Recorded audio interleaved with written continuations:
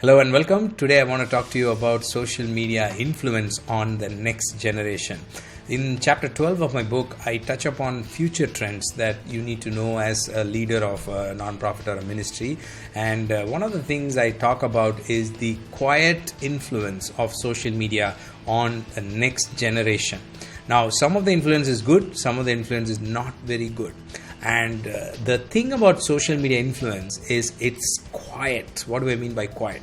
Sometimes when there is an influence, it's out and loud. You know that kind of influence is happening, especially to your children. But with social media, the influence is happening in a very quiet way because they are wearing headphones, right? And they're looking at their phone, and the phone related influence is very personal because you are not in between. See, when you're going on the road, if your child or your teenager is looking at a poster, you can see it. I mean, it's a loud influence, right?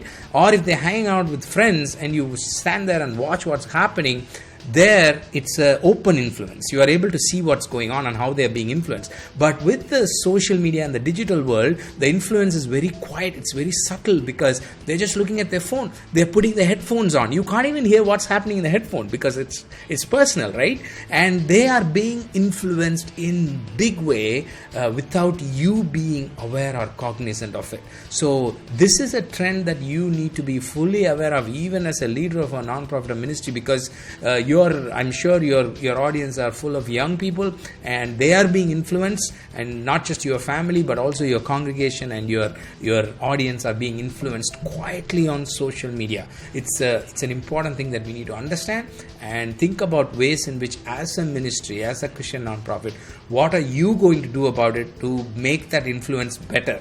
I mean, if there's good influence, that's great. If people are listening to good stuff, that's awesome. But if they're not, then it's part, as a church, it's important for us to bring the kingdom of God onto the digital space. And so you as a ministry need to think about it and make plans for it and make sure that we are being a good influence in the society, especially for our next generation.